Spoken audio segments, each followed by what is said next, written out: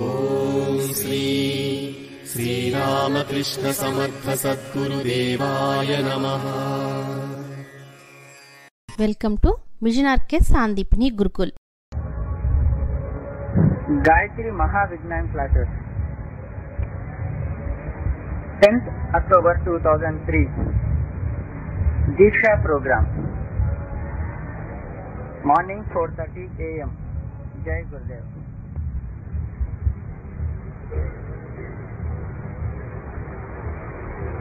నడువు నిటారుగా ఉంచుకోండి.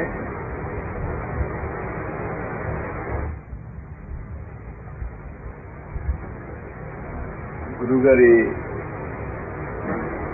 వీడ్కోలు సందేశం తీసుకోండి మీ దాంట్లోంచి. నాకోటి ఇవ్వండి.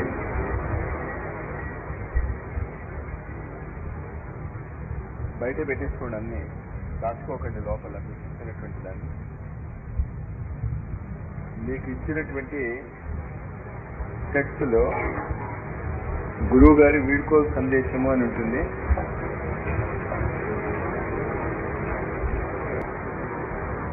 మీకు ఇవ్వబడినటువంటి గురువు గారి ఫోటోని చేతిలో తీసుకోండి. జాగ్రత్తగా వారి పాదాలను తీసుకోండి. గురువు యొక్క పాదాలు అవే మనకు శరణాగతి. ఆధ్యాత్మిక జీవితంలో మాత్రమే కాకుండా భౌతిక జీవితాలలో కూడా మీకు ఏ విధమైనటువంటి మానసికమైనటువంటి స్వల్పమైనటువంటి బాధ వచ్చినా కూడా ఆ పాదాలను శరణ వేయండి. అద్భుతమైనటువంటి శక్తి సంపన్నమైనటువంటి ఆ గురు పాదుకలతో ఈ క్షణం నుంచి మీకు సంబంధం ఏర్పడుతుంది. ఆ పాదాలను నమస్కరించుకోండి. మీ ఆస్తి బట్టి ఫలితాలు ఉంటాయి. ఫోటోయే అనుకుంటే ఫోటోయే, ఫోటో కాదు అనుకుంటే అది అంతా కూడా. గురువుల యొక్క ఫోటోలు కేవలము ఒక ఫోటో మాత్రమే కాదు. అందులో ఈ ఫోటో మాత్రమే కాదు, విశేషమైనటువంటి సాధన బలంతో, స్పెషల్గా వారి యొక్క అనుగ్రహంతో, వాళ్ళు చెప్పినటువంటి విధానంతో మీకు అందజేయబడుతుంది. మీరు జ్ఞాపకం ఉంచుకోండి, ఈ క్షణం నుంచి మీరు 24 కోట్ల గాయత్రి మంత్ర జపానికి వారసులు అవుతున్నారు. అయిపోయారు, you have been given that. కానీ ఈ వారసత్వానికి కండిషన్స్ ఉన్నాయి. ఒక ధనవంతుడైనటువంటి తండ్రి తన పిల్లకి, తన కుటుంబ సభ్యులకు కానీ తన ధనాన్ని అందజేసే ముందు తనకు నచ్చిన కండిషన్స్ పెడతాడు. దీన్ని దీనికే ఖర్చు పెట్టాలి అంటాడు, దాన్ని దీనికే ఉపయోగించుకోవాలి అంటాడు. ఆ నియమాలు మనం ఇప్పుడు చదువుకోబోతున్నాం. 24 కోట్ల గాయత్రి మంత్ర జపాన్ని మీరు ఎప్పుడైనా ఉపయోగించుకోవచ్చు. You are free to use it. కానీ దేనికి మీరు దాన్ని ఉపయోగించుకోవచ్చు అన్నది ఇప్పుడు మనం చదువుకోబోతున్నాం. దాన్ని ఇందులో చెప్పబడింది వీడ్కోలు సందేశం. బ్లాక్ లెటర్స్ లో, బోల్డ్ లెటర్స్ లో ఉన్నది ఆయన శబ్దాలు, మామూలుగా ఉన్నది దాని గురించి నేను ఇచ్చినటువంటి వివరణ. చాలా సీరియస్ గా దీన్ని మీరు మీ నెత్తుల్లోకి ఇంకిపోయేటట్టు చదువుకోండి, టెక్స్ట్ బుక్ లాగా. నాకు కొన్ని వందల మంది గురువులతో పరిచయం ఉంది. 40-50 మంది గురువులతో అతి కనిష్టమైనటువంటి సంబంధం ఉంది. కానీ ఎవరు కూడా ఇంత క్లుప్తంగా, ఇంత అద్భుతంగా, ఇంత డైరెక్ట్ గా ఒక వ్యక్తి స్వయముగా గురు స్థాయికి ఎదగలిగేటటువంటి విధానము ఇది తప్ప ఇంకెక్కడా కనిపించలేదు.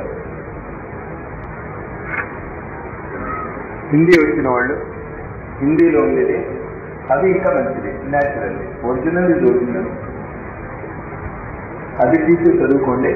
కానీ చదువుకోండి అనేటటువంటి మాటని మనం చాలా నాశనం చేస్తున్నాం.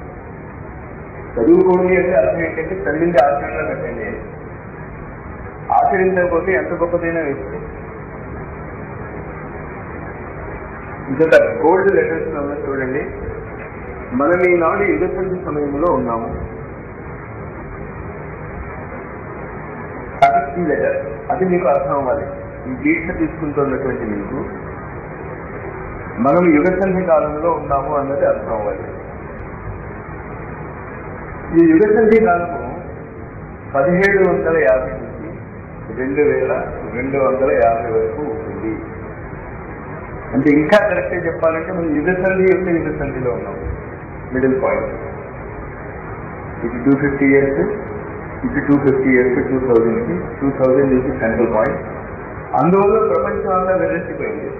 2000, 2K2KY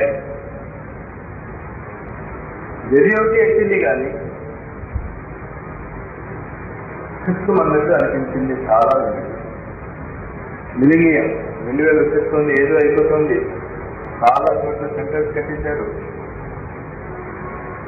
వచ్చింది వెళ్ళిపోయింది. అది చేయవలసిన పని జరిగిపోయింది కూడా. కానీ చాలా మందికి అర్థం కాలేదు.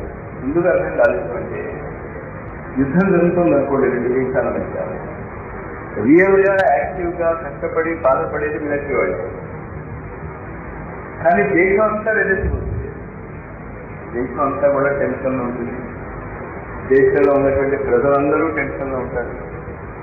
మన వాళ్ళు గెలుస్తున్నారు అనేటటువంటి వార్తలు వస్తూ ఉంటే ఉత్సాహంతో డ్యాన్సులు వేస్తాం. మన వాళ్ళు ఓడిపోతారు అంటే నిరాశ నిస్పృహలతో మూలపడిపోతాం.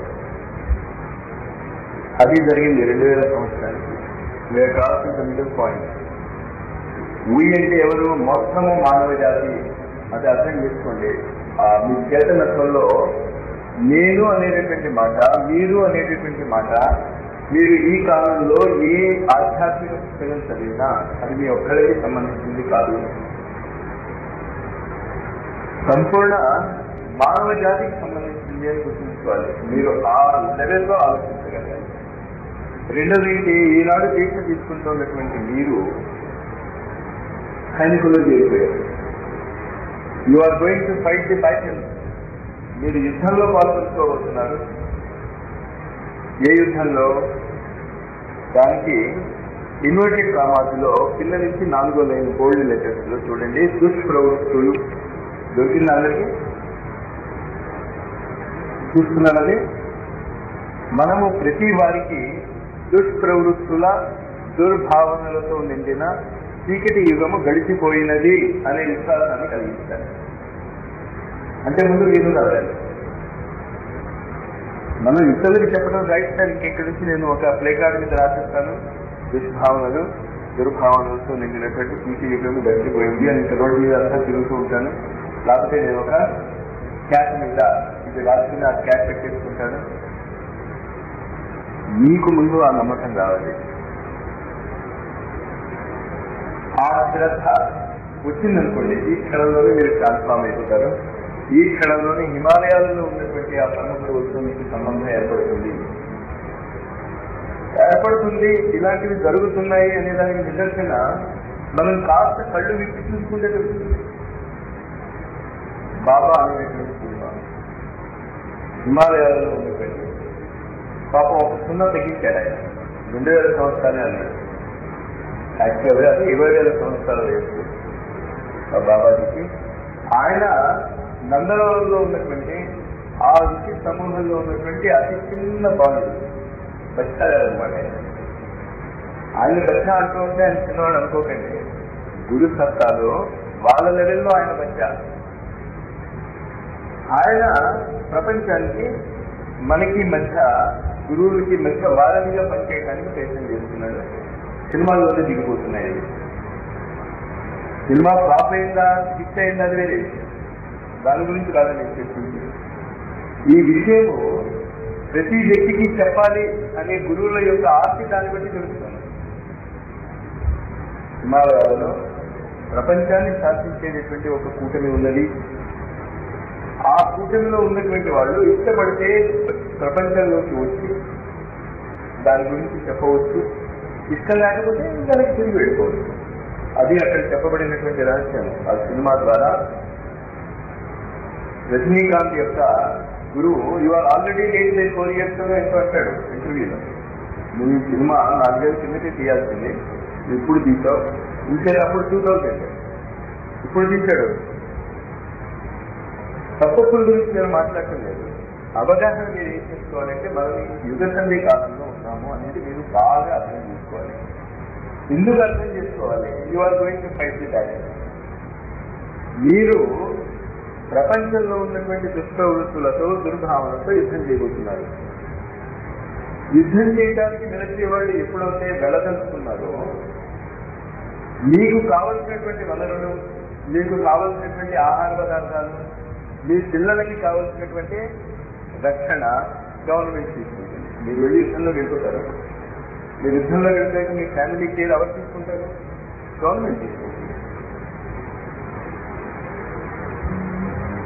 మీరు యుద్ధం చేస్తున్నటువంటి ప్రాంతంలో మామూలు వ్యక్తి వెళ్ళలేనటువంటి ఆ ప్రాంతంలో మీకు ఆహారం ఎవరిస్తారు? గవర్నమెంట్ ఇస్తుంది. మీకు అక్కడ ఆహారం ఇవ్వకపోతే మీరు యుద్ధం ఏం చేస్తారు? అర్థమవుతుంది కదా. అంటే అనన్యా చింతయస్తో మా ఏ జనా పర్యుపాసతే తేషాం నిత్యాది యుద్ధానాం యోగక్షేమం మహామ్యం అన్నది మీ ఇష్టం వచ్చినట్టు మీకున్న సమస్యలకి మీ దానికి మీరు చేసుకుంటూ నాకు రక్షణ బాబు అంటే వాడు ఇవ్వడు. మీకు అది అర్థం అవ్వాలి. కానీ మీరు ఎప్పుడైతే ఈ దుష్ప్రవృత్తులతో దుర్భావనతో యుద్ధం చేయడం మొదలెడతారో ఆటోమేటిక్గా మీరు ఆ రక్షణకి అర్హత వస్తుంది. నా అంతటా నేను కుటుంబ బాధ్యతలు వదిలేసి 10,000 అడుగుల ఎత్తులో హిమాలయాల్లో వెళ్ళిపోతాను. మీకు తిండి పెట్టేవాడు ఉండడు, మీ వైపు చూసేవాడు ఉండడు. కానీ 10,000 అడుగులు ఎత్తున ఇండియా బార్డర్లో అయింది. అక్కడ మిలిటరీ వాడు కాపలా రాసుకుంటారు. మా నాన్నగారు అక్కడ పనిచేస్తున్నప్పుడు బ్యాంకాక్లో కెప్టెన్ రావు అని ఒక పరిచయం అయ్యాడు. అతను పాపం 3-4 అడుగులు కిందకి దిగి హిమాలయాలలో ఉన్నటువంటి ఆ నగరానికి వచ్చాడు. ఎందుకు వచ్చాడు అంటే వాళ్ళకి కావాల్సినటువంటి సరఫరాలు ఏ టైప్ ఆఫ్ బిస్కెట్స్ వాళ్ళు కావాలనుకుంటున్నారో ఆ క్వాలిటీ బిస్కెట్స్ రాలేదు అక్కడికి. దాని మీద యుద్ధం చేయడానికి వచ్చాడు. మా క్వాలిటీ బిస్కెట్స్ రావటం లేదు అని. ఎక్కడ? హిమాలయాలలో 10,000 అడుగులు ఎత్తున. ఎందుకంటే they are part of the military. అర్థమవుతుందా? మీరు ఆ మానసిక స్థితి తెచ్చుకోవాలి. యుగసంధి కాలంలో మీరు ఈ దీక్ష తీసుకుంటున్నప్పుడు మామూలు ప్రొటెక్షన్ కాదు, మీకు అద్భుతమైనటువంటి ప్రొటెక్షన్ వస్తుంది, మీకు మీ పిల్లలకి కూడా. కండిషన్ ఏంటి అంటే are you fighting the battle? నేను మిలిటరీలో ఉన్నానండి, కానీ మెడికల్ లీవ్ పెట్టాను, నేను ఇంటికి వచ్చేసాను, యుద్ధం అయిపోయిన తర్వాత మెడికల్ లీవ్ నేను వెనక్కి తీసుకుంటాను అనే మానసిక స్థితి మనలో ఎక్కువ మంది ఉంది. They are not ready to fight. ఈ యుగసంధి కాలంలో చేస్తున్నటువంటి ఈ యుద్ధము మీకు ఎన్ని రకాల రసాయనాలు తీసుకొస్తుందో కూడా మీరు ఒక చిన్న ఉదాహరణతో అర్థం చేసుకోండి. భారతదేశ స్వాతంత్ర్యం కోసం దెబ్బలాడినటువంటి వాళ్ళకి ఇప్పటికీ కూడా పెన్షన్స్ ఇవ్వబడుతున్నాయి. ఇప్పటికి కూడా ఇదేదో చాలా బాగుంది, నేను కూడా భారతదేశ స్వాతంత్ర సంగ్రామంలో యుద్ధం చేస్తానని మీరు అనుకున్నా తెలియదు, అసంభవం. అది ఆ టైం వెళ్ళిపోతుంది అని చెప్తున్నాను తప్ప ఆధ్యాత్మిక సాధనకి టైం వెళ్ళిపోతుంది అని చెప్పడానే you can go on playing.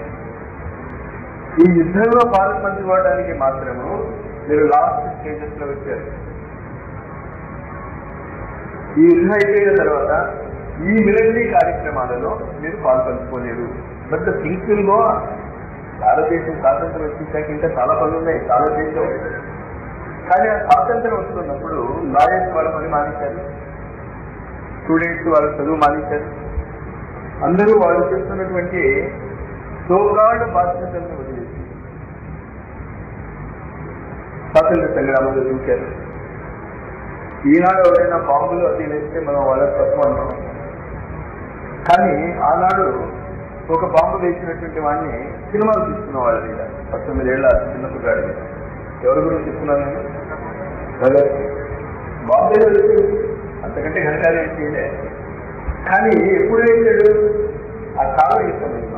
దేనికోసం వేసాడు? ఆ మానసిక స్థితి యొక్క మహిమ. మిమ్మల్ని అమలు చేసేస్తుంది, మీ జీవితాన్ని ధన్యం చేసేస్తుంది. ఆ మానసిక స్థితిలో మీరు ఉండాలి. ఈ దీక్ష తీసుకుంటున్న వాళ్ళని ఆ డైరెక్షన్లోకి తీసుకువెళ్ళడానికి ప్రయత్నం చేస్తున్నాను.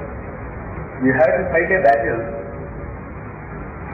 ఈనాడు ఉన్నటువంటి దుష్ప్రవృత్తులు, ఈనాడు ఉన్నటువంటి దుర్భావనలు, ఈనాడు ఆదర్శరహితమైనటువంటి మానసిక స్థితితో మీరు యుద్ధం చేయాలి. కానీ ఈ యుద్ధం తమాషా ఏంటి అంటే మీరు ఎక్కడికి వెళ్ళి చేయించండి, నీలోనే చేస్తుంటారు. అది చాలా జాగ్రత్తగా గుర్తుంచుకోండి. ఈ ఫైట్ ఉందే, ఈ ఫైట్ మీలో చేస్తుంటారు. అంతర్యాగము అంటాం. అందుకే దీన్ని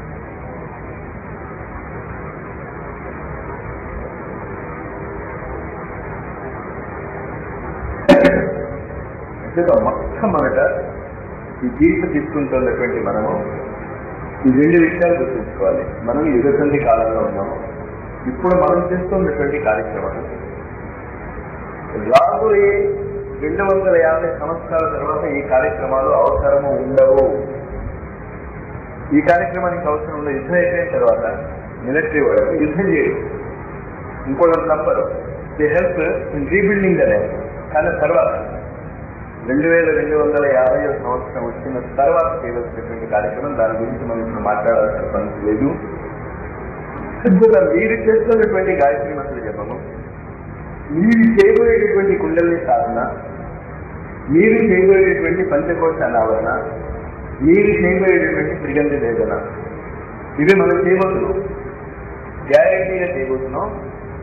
అక్కడ ఇంకా మీ యొక్క స్పీడ్ బట్టి నా రియాక్షన్ అవుతుంది.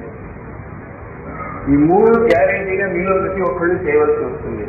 మొట్టమొదటి ఏంటి అంటే షట్చక్ర జాగరణ, రెండవది పంచకోశ అనావరణ, మూడవది త్రిగంధి వేదన. 6 చక్రాలు, 5 కోశాలు, 3 గ్రంథులు.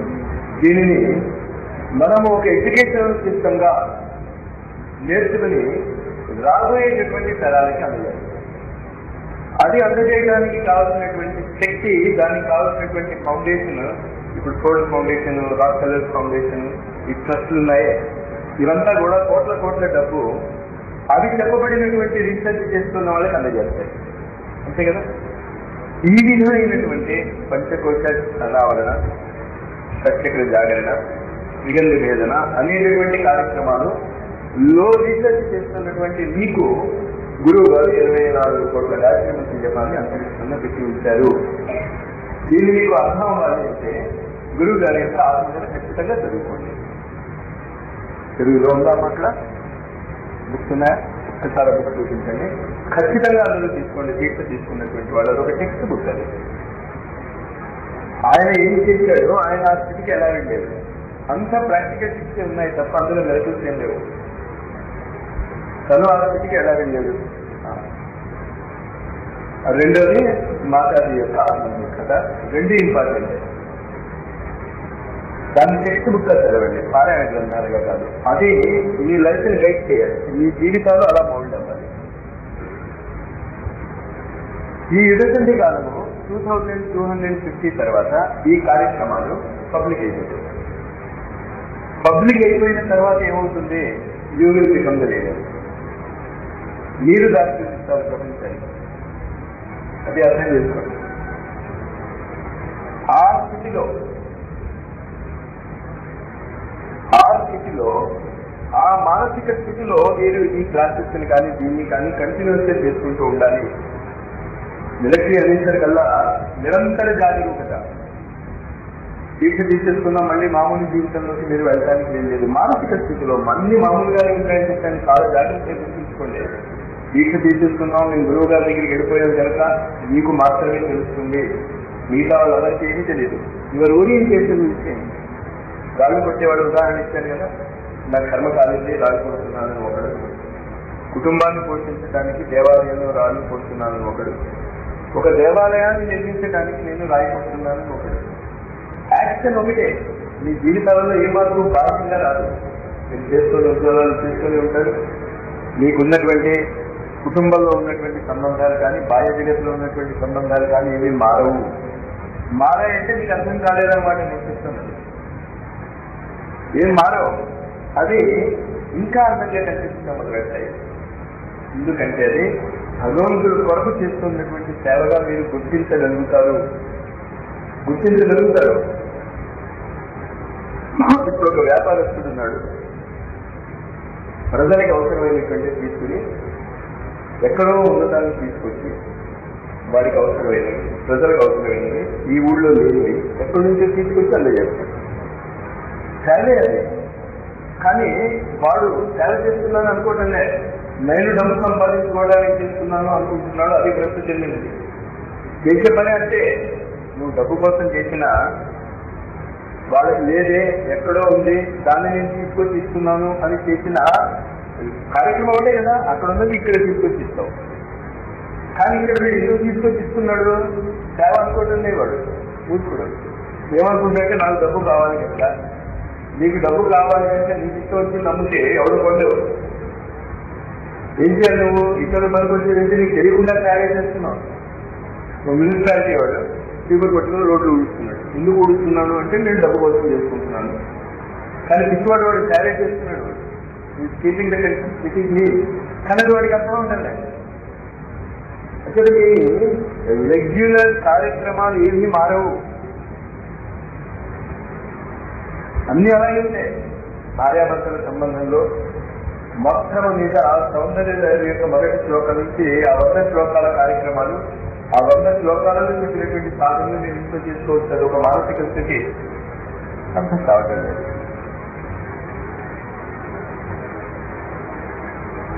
అంతేగా ఆ విద్య నేర్చుకోవటానికి కావాల్సినటువంటి యుద్ధం మనం చేయబోతున్నాం. దుష్ప్రవృత్తులతో, దుర్భావనలతో. ఇక్కడే మీరు ఎక్కడికి వెళ్ళిపోవట్లే, అది ముందు అర్థం చేసుకోవాలి.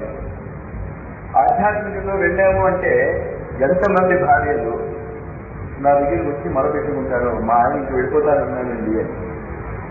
ఆ మాట అన్నాడా? గురువు గారు పని చేయడానికి నేను వెళ్ళిపోతానన్నాను అన్నాను. ఇంకేముందండి, మీరేమో ఇలా చెప్పిస్తారు, ఆయన ఏమో వెళ్ళిపోతానన్నాను. మళ్ళీ చెప్పి ఏమన్నాడు? వెళ్ళలేదు, నేను గురువు గారి పనికి వెళ్ళిపోతాను అన్నాడు. ఓకే, వెళ్ళాడన్నా. నువ్వేమి సంపాదించు, వెళ్ళిపోయేవాడు వెళ్ళిపోతాడు. నీకు చెప్పడం వెళ్ళిపోతున్నాడు ముట్టు కాటిగా పెట్టి. అంతేత చెప్తున్నంత వరకు ఇవాళ స్టేటస్ పర్సన్ ఎప్పుడూ వెళ్ళడు. కేవలము నిన్ను ఎక్స్ప్లాయిట్ చేయడానికి, నీ చేత ఇంకా ఎక్కువ సేవ చేయించుకోవడానికి అంటున్నారు తప్ప ఎవడు ఎక్కడికి వెళ్ళడు. జ్ఞాపగా పడకండి. కానీ అసలు వెళ్ళకూడదు, అసలు ఆ మాట కూడా రాకూడదు. అది అర్థం చేసుకోండి. ఎక్కడికో వెళ్ళి కాదు మీరు సేవ చేయవలసింది. మీరు ఎక్కడ ఉన్నారో అక్కడ సేవ చేయాలి. అది అర్థం చేసుకోండి. చాలా జాగ్రత్తగా అర్థం చేసుకోండి. నాకు చాలా మంది అంటారు, మరొకరు ఒకరి ఆశ్రమానికి వచ్చేసేదా రావద్దు. మరి ఎక్కడ ఉండాలి? ఎక్కడ ఉండాలో అక్కడే ఉంది. ఏది మార్పు రాకూడదు నీ బాహ్య జీవితంలో. మార్పు ఎందులో రావాలి? దుష్భావనలు, దుష్ప్రవృత్తులు, ఇంకా ఉన్నవ ప్రపంచంలో దానికి తగినటువంటి వాతావరణం వచ్చేసినది అని మీరు నమ్మాలి. ఆ శ్రద్ధ మీకు రావాలి. నెక్స్ట్ ఓల్డ్ దానిలో వెళ్ళండి.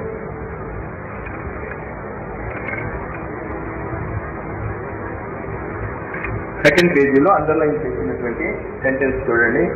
జన్మ జన్మాంతరాలలో కూడా నేను ఈ సాధన కొనసాగిస్తాను అనే దమ్మున్న వాళ్ళే ఆధ్యాత్మిక జగత్తులోకి రావాలి.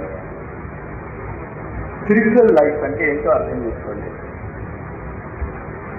స్పిరిచువల్ లైఫ్ ఒక కంటిన్యూటీ ఆఫ్ కాన్సెప్ట్. ఈ జన్మలోనే అంతమయ్యేటటువంటిది కాదు. జన్మ జన్మాంతరాలకి కొనసాగుతూనే ఉంటుంది. అంతేత మీరు ఇప్పుడు చేస్తున్నటువంటి సాధనలు ఈ జన్మలోనే కాదు, అన్ని జన్మల్లోనూ కొనసాగిస్తారు. ఇప్పుడు ఎలా కొనసాగించారు మీరు? ఇప్పుడు మీరు ఎందుకు ఫలానా తోటి వచ్చారు?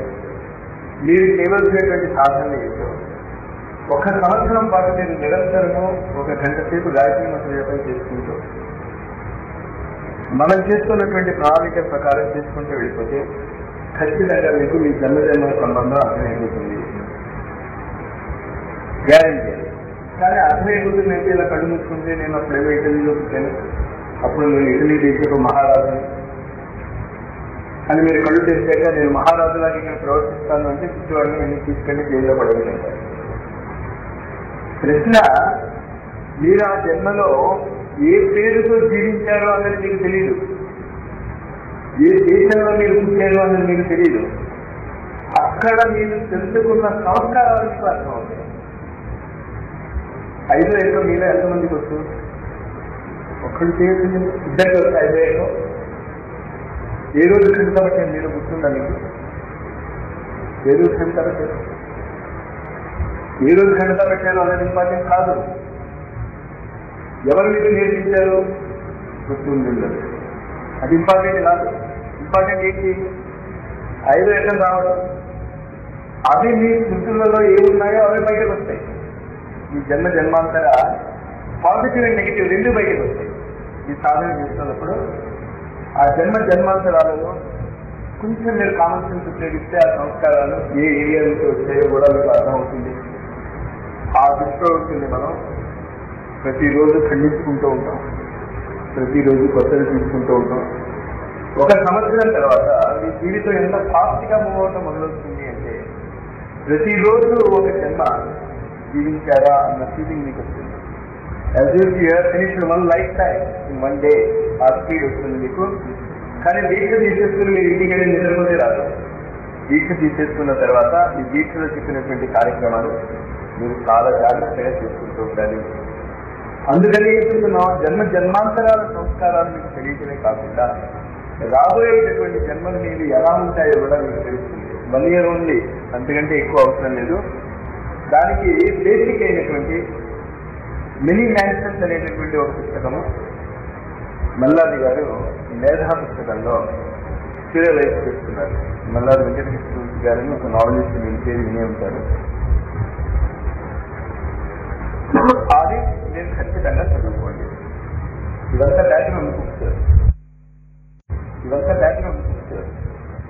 మీకేమో జన్మజన్మల సంస్కారాలు తెలుసుకోవాలి, అన్ని తెలుసుకోవాలి. మేము ఏ పుస్తకం చదవండి, మీరు తెలిసి అవ్వాలంటే నేను ఒక పుస్తకం చదవను. మీరు అలా బ్లెస్సింగ్ ఇచ్చేయండి, మాకు తెలిసి వచ్చేయాలి రాదు. You have to read. అంచేత 2వ పుస్తకం మీరు చదవలసింది ఏంటి అంటే మినీ మ్యాన్షన్. ఎడ్గర్ కేసీ అనేటటువంటి ఒక మహనీయుడి యొక్క చెప్పిన మాటల ఆధారంగా దినార్ చెర్మినారా అనేటటువంటి ఒక సైకాలజిస్ట్ ఎండి డాక్టర్ రాసినటువంటి పుస్తకం. అది మీరు ఏ విధమైనటువంటి కర్మలు చేస్తే ఏ విధమైనటువంటి ఫలితాలు మీకు వస్తున్నాయో అన్నది సైంటిఫిక్ గా రీసెర్చ్ చేసి రాశారు. ఆ పుస్తకం మీద ఆధారంగా పడి ఒక నవల కూడా వస్తుంది మనకి, జయం అని. మల్లాది వెంకటకృష్ణమూర్తి రాసినటువంటిది. ఆ నవల చదవండి. పేరుకి నవలే కానీ అందులో రాసినటువంటి ప్రతి అక్షరము కూడా సత్యమే. ఇది based on this book. Mini mansions అనే పుస్తకం మీద బేస్ అయింది. అందులో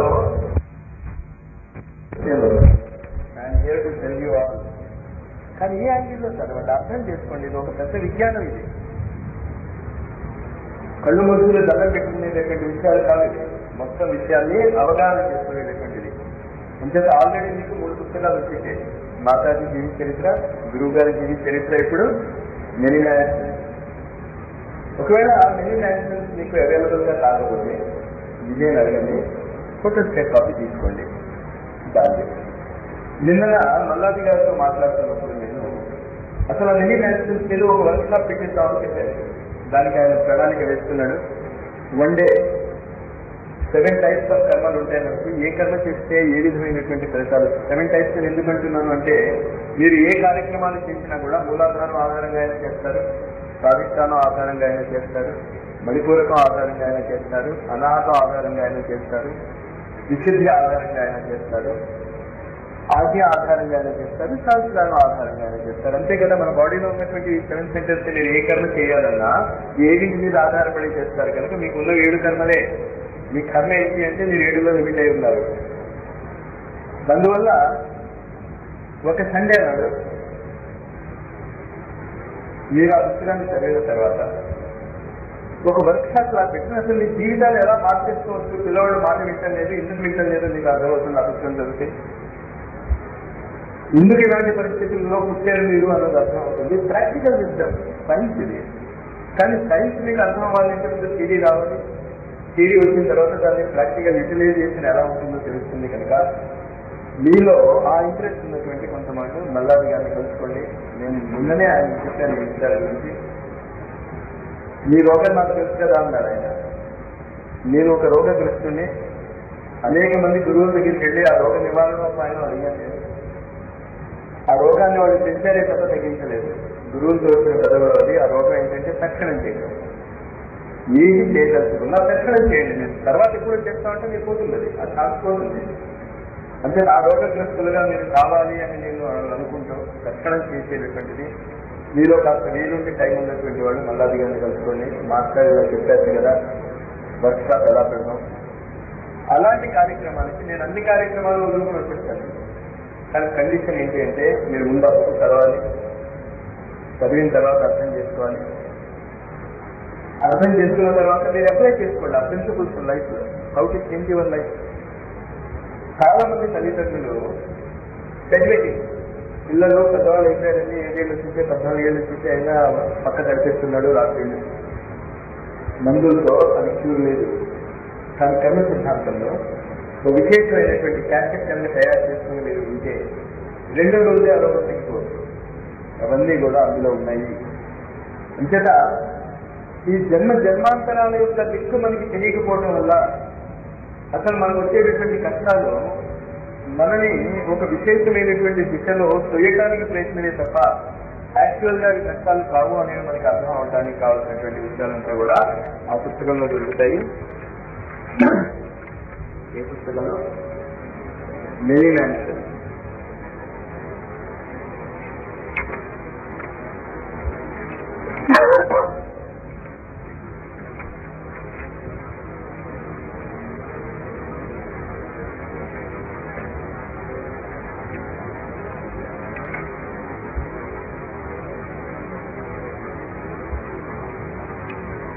Page number 10.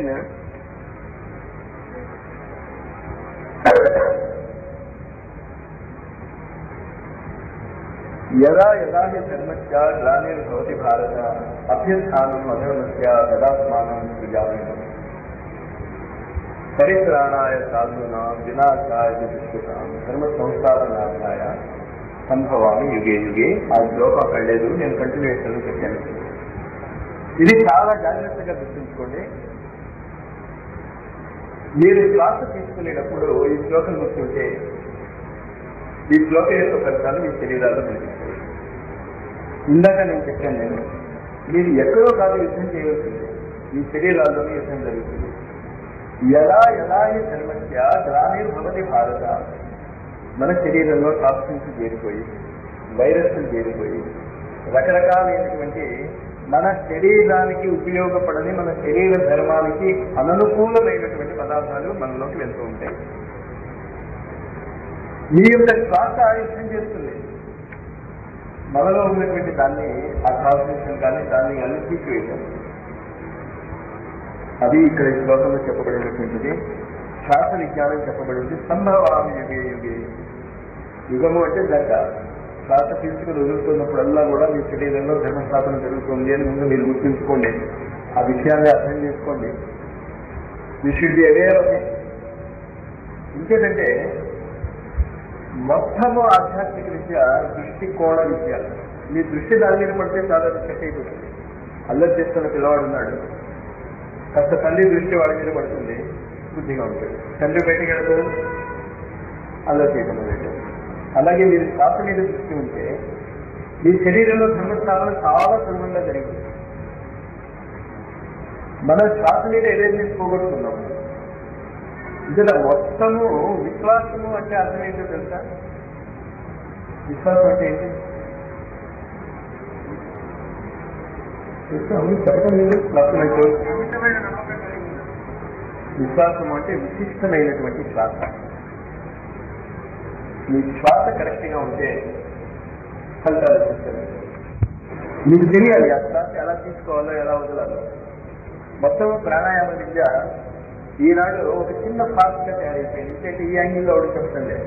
మీకు విశ్వాసం ఉండాలి అని చెప్తున్నాను కదా. ఈ విశ్వాసం అంటే అర్థం ఏంటంటే విశిష్టమైనటువంటి శ్వాస తీసుకుంటే ఆ ఫలితాలు వచ్చేస్తాయి అని. ఆధ్యాత్మిక జగత్తులో విశ్వాసం ఉండాలి అంటే అర్థం ఈ గుడ్డి నమ్మకం ఉండాలని కాదు. You should know how to breathe. ఆ హౌ టు బ్రీత్ అనేది మీరేం చేయలేదు. సైన్స్ మొత్తం అబ్జర్వేషనే. మొత్తం సైన్స్ అబ్జర్వేషన్ మీద ఆధారపడింది. అంటే ప్రాక్టికల్స్ లో 3 కాలమ్స్ ఇస్తాం మేము. Experiment, observation, inference.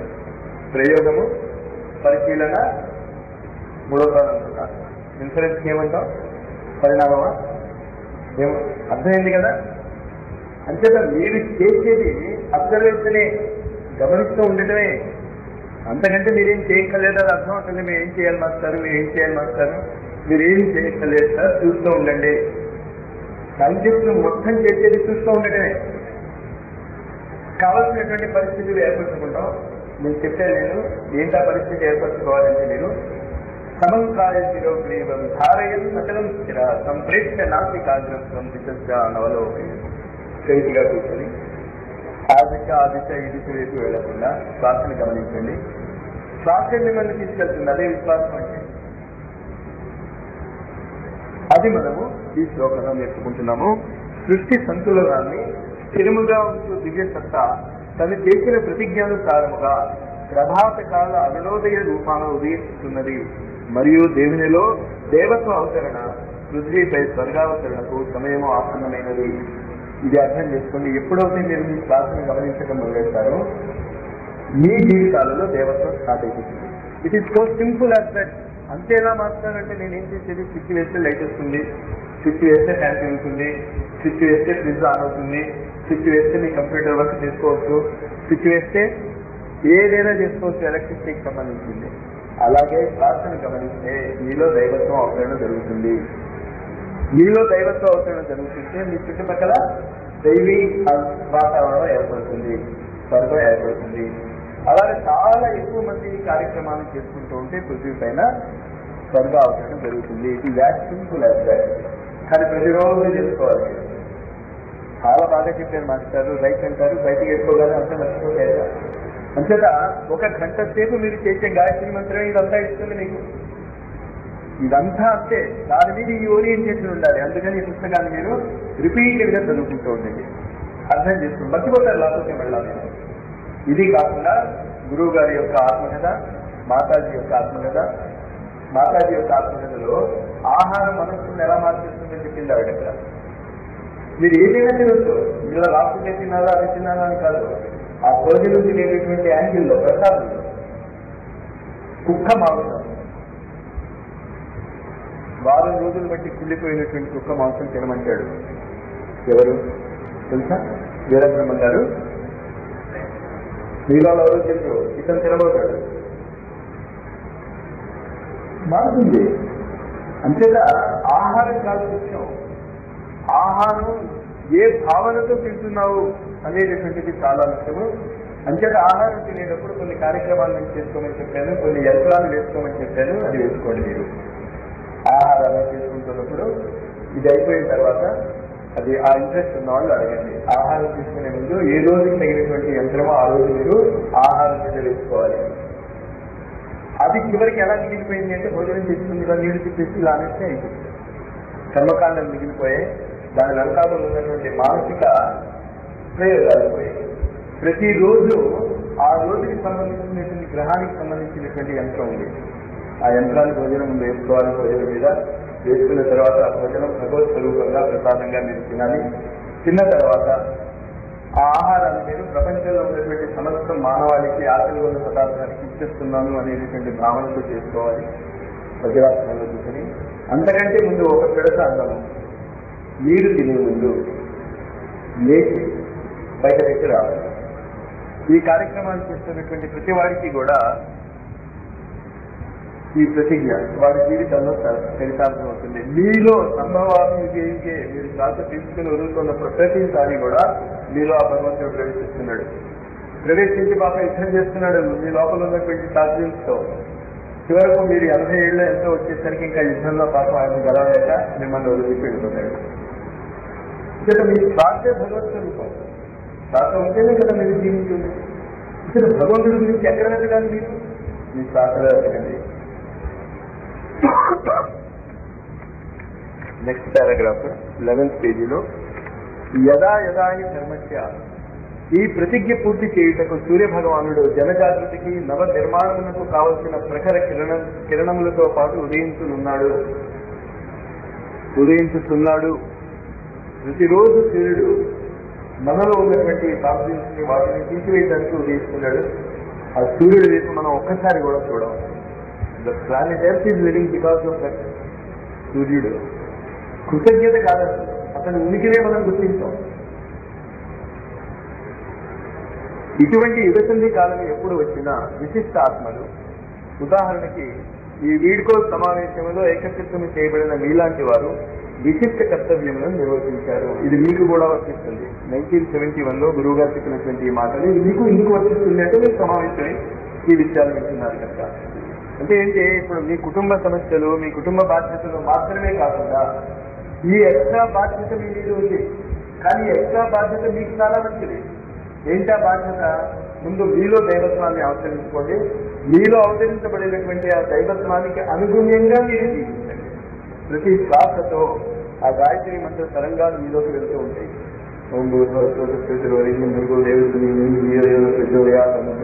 మీ శరీరంలో ఉన్నటువంటి 24 సెంటర్స్ ఆ సూర్యుడితో లింకప్ అవుతాయి.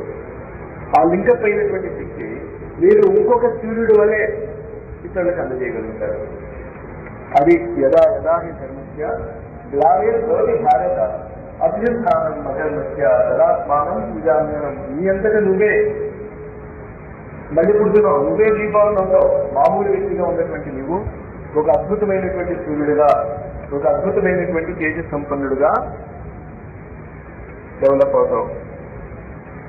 Page number 13 top most paragraph. ఈ మహాపరివర్తనకు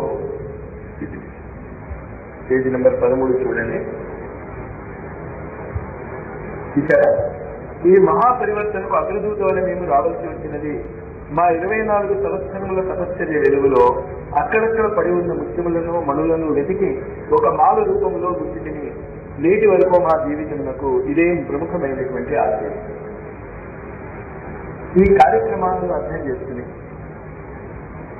దీనికి అనుగుణ్యంగా జీవితాన్ని ఎక్కడున్న వాళ్ళు అక్కడ మార్చుకోగలిగేటటువంటి వ్యక్తులు మేము తయారు చేస్తున్నాము అని 1971లో ఆయన చెప్పారు.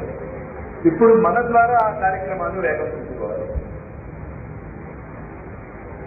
అంటే ఏంటి, మనము కూడా ఆ జాతికి సంబంధించిన వాళ్ళనే, లేకపోతే ఇక్కడ వచ్చి కూర్చొని మీరు ఒకటి గుర్తుంచుకోండి, లైఫ్ లో నథింగ్ ఈజ్ యాక్సిడెంటల్. అసలు యాక్సిడెంట్స్ అనేవి ప్రకృతిలో లేవు. ప్రమాదకరంగా ఏదో మనం అనుకోలేదంటే జరిగిపోయింది కాదు. ప్రతిదీ కూడా ఒక విశేషమైనటువంటి కార్యకారణ సంబంధంతో జరుగుతూ ఉంటుంది. Cause and effect, cause and effect, cause and effect, you cannot escape it. అంటే ఇక్కడ మీరు కూర్చున్నారు అంటే ఎప్పుడో ఎక్కడో ఆ ఫోటో ఒకసారి మళ్ళా చూసుకోండి. ఆ వ్యక్తి యొక్క ప్రేరణ, ఆ అద్భుతమైనటువంటి వ్యక్తి యొక్క ప్రేరణ, ఆ శక్తి మీరు చాలా జాగ్రత్తగా గుర్తుంచుకోండి. ఆధ్యాత్మికలో ఒక పెద్ద తప్పు ఏమొచ్చింది అంటే వ్యక్తి మీద వచ్చేసింది. I'm not talking about this body. నేను ఆ భౌతిక శరీరం గురించి మాట్లాడటం లేదు, అది అర్థం చేసుకోండి, మీరు అది గుర్తుంచుకోండి. ఆ ప్రేరణ గురించి మాట్లాడుతున్నాను, ఆ ఇన్స్పిరేషన్ గురించి మాట్లాడుతున్నాను. ఆ ఇన్స్పిరేషన్ అక్కడి నుంచి వచ్చింది కనుక మనం ఆనందంగా అది తెలుసుకుందని చెప్తున్నారు కదా. సైన్స్ లో కూడా Einstein's laws, Newton's laws, Dalton's theory పేరు చెప్తాం మనం.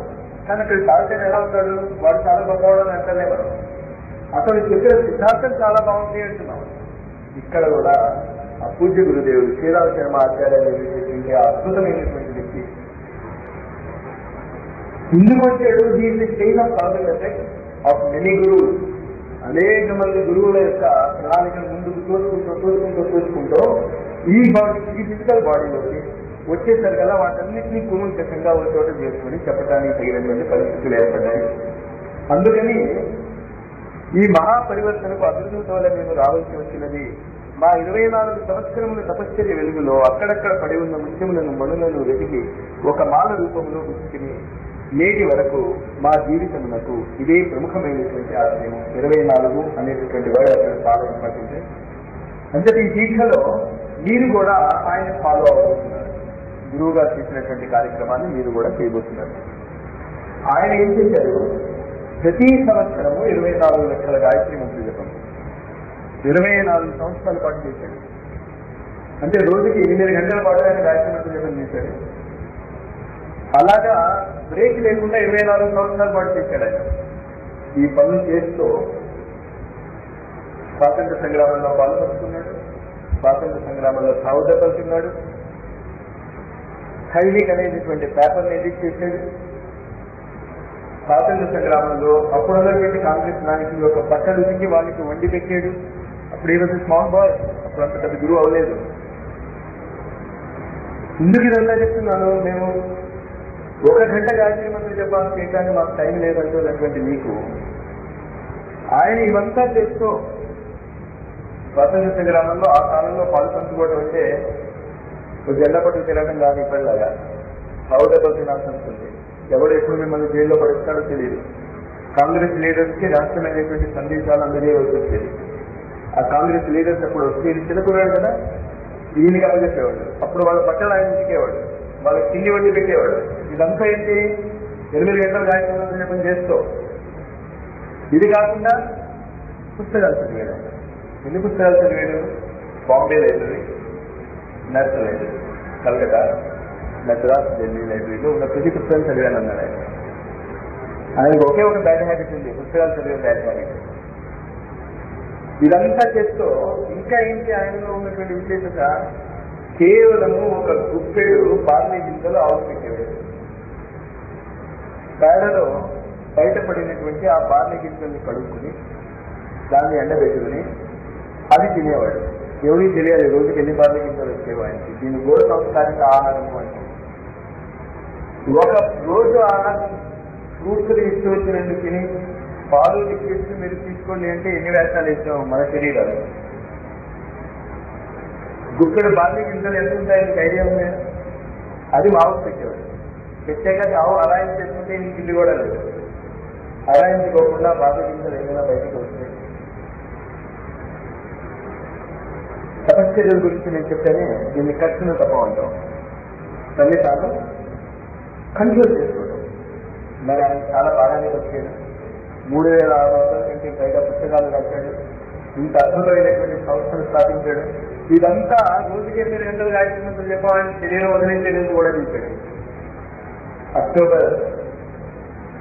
జూన్ 2, 1990 అర్ధరాత్రి 10 లేచి కూర్చుని ఇంకా నేను శరీరం వదిలేసే టైం ఏంటని 8 గంటలు జపం పూర్తి చేసుకుని నా జపం పూర్తి అయిపోయింది ఈ రోజుని అని చెప్పి 8 గంటల 2 నిమిషాలకు శరీరం వదిలేసి. ఎందుకు ఇదంతా చెప్తున్నాను అంటే అంత కంట్రోల్ రావాలి మన జీవితం మీద. ఆ కంట్రోలింగ్ ఫ్యాక్టర్కి మీరు అంత కష్టపడక్కర్లేదు. తండ్రి కష్టపడి డబ్బు సంపాదిస్తే మీరు చేయవలసింది మళ్ళీ అంత కష్టపడి మా నాన్న కూలీ పని చేశాడు కనుక నేను కూలీని అవుతాను అనక్కర్లే. ఆయన సంపాదించినటువంటి డబ్బును వృధా చేయకుండా సన్మార్గంలో పెడితే ఆనందించారు. అంటే మీరు ఇంత కష్ట సాధన చేయమని చెప్పటమే రోజుకి 8 మాటలు గాయత్రి మంత్రం జపం చేస్తే 1 నెలలో 24,000 గాయత్రి మంత్రం జపం అయిపోతుంది. అది కాదు, ఒక అనుష్ఠానం పూర్తి అయిపోతుంది. ప్రతి దినం అది మాత్రమే చేస్తే ఇంత అద్భుతమైనటువంటి గాయత్రి సాధకుడితో మీరు ఇంకా అయిపోతారు. ఆ 24 కోట్ల గాయత్రి మంత్రానికి మీరు వారసులు అయిపోతారు. మీకు తెలుస్తున్నది. You will know it can you do this. ఇక్కడ ఏం చేయాలో మాత్రం గుర్తుంచుకోండి ఈ క్లాసులో. అందుకు నేను 2 hours తీసుకుంటానని చెప్పాను. నేను మీకు ఇది అర్థం అవడానికి ఏదైనా చదవాలో మీరు నేర్చుకోవడానికి అది చదవండి. ఇంకోటి గుర్తుంచుకోండి, నా అనుభవంలో ఈ మార్గంలో వచ్చినటువంటి వారి జీవితాలన్నీ కూడా చాలా స్మూత్గా రన్ అవడం మొదలైతే వెళ్ళాలి. అక్కడక్కడ కొంతమందికి కొన్ని చికాకులు రావచ్చు. కొన్ని పరిస్థితుల్లో కొంచెం మీరు ఓపిక పడితే ఆ కష్టాలు కూడా దాటిస్తారు. కష్టాలు వచ్చాయని ఇది మారకండి. నేను గాయత్రి మొదలెట్టేవండి అప్పటి నుంచి కష్టాలు వచ్చాయండి అంటే మరి లాస్ట్ క్లాస్లో చెప్తూనే వచ్చాను, నేను చెప్తూనే వచ్చాను. ఆ మానసిక స్థితి గుర్తుంచుకోండి. నెక్స్ట్ పారాగ్రాఫ్ కింద మళ్ళా బోల్డ్ లెటర్స్ లో ఉంది, ఈ మహాపరివర్తనకు అగ్రదూత వలనేమో రావాల్సి వచ్చినది. దాని తర్వాత ఆ పారాగ్రాఫ్ కింద ఉంది చూడండి, మీరు మీ ఆత్మ విస్మృతి వలన మిమ్మల్ని మీరు గుర్తించలేకుండా ఉన్నారు. విజయ గురువు చెప్పేది, ప్రతి వారు చెప్పేది.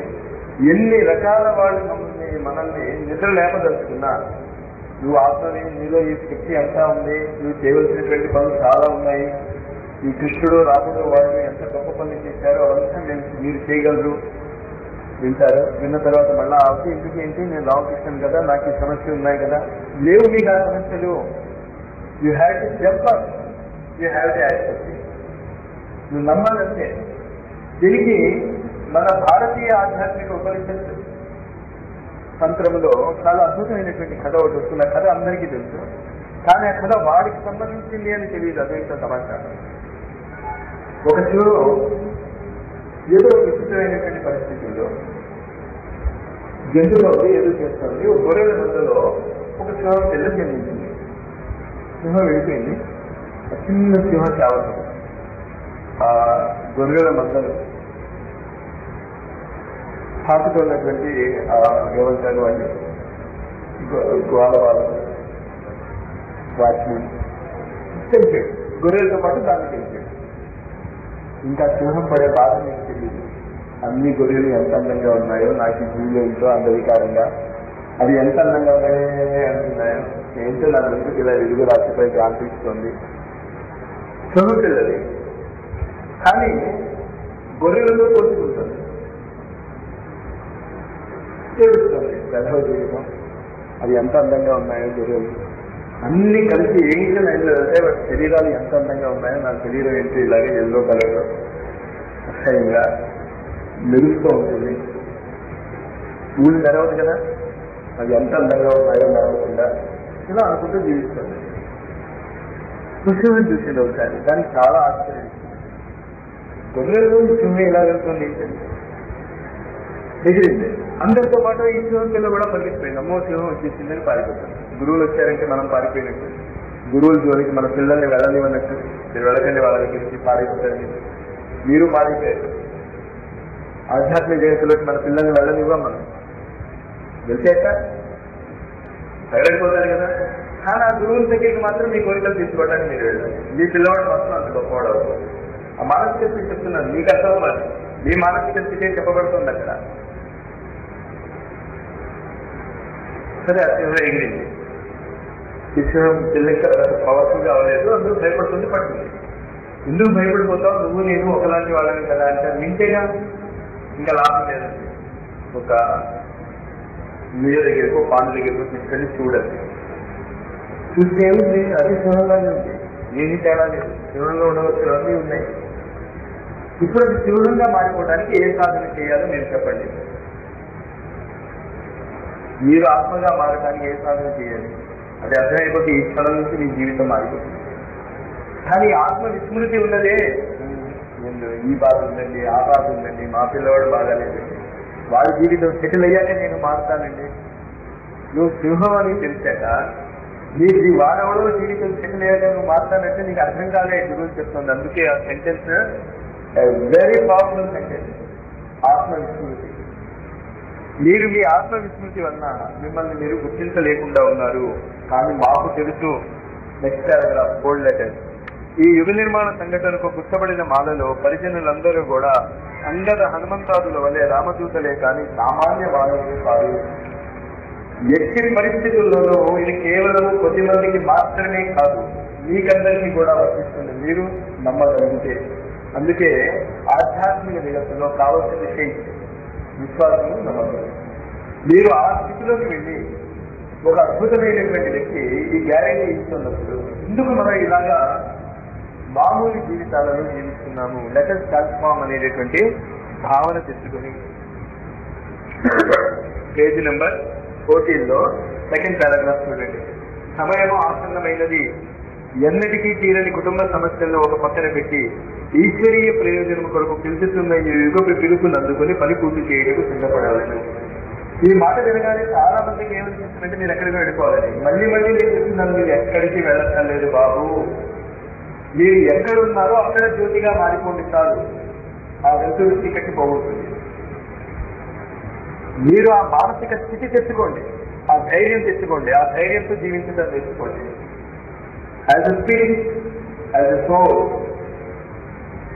ఆ ధైర్యంతో మీరు నిల్చుంటే మీరు ఎక్కడ ఉన్నారో అక్కడే మీకు ఇవ్వబడినటువంటి కార్యక్రమాలు, భగవంతుడి ద్వారా ఇచ్చినటువంటి కార్యక్రమాలు. ఒక కుటుంబంలో మీరు జీవిస్తున్నారు అంటే, ఒక కుటుంబం యొక్క బాధ్యత మీ నెత్తి మీద ఉన్నది అంటే అది వదిలేసి పారిపోయినమని కాదు. అక్కడే ఉందండి, మీరు చేయగలిగింది చేయండి. జరుగుతున్నది చూస్తూ దాని గురించి బాధపడటం మానేయండి, దాని గురించి ఆలోచించడం మానేయండి.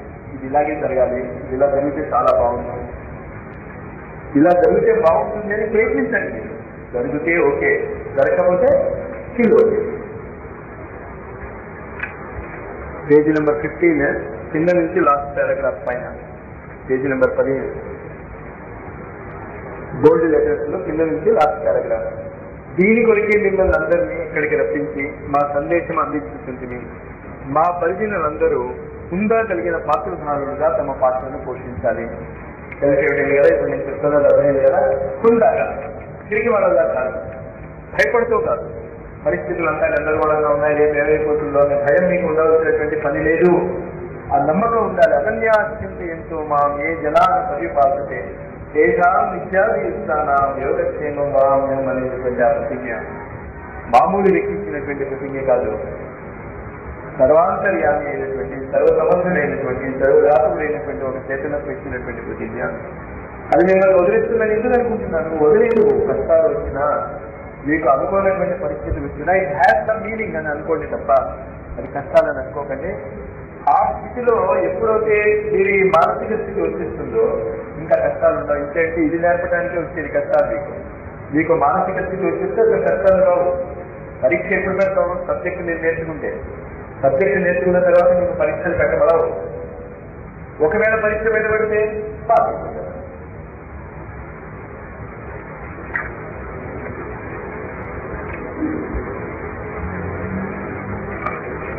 Page number 36.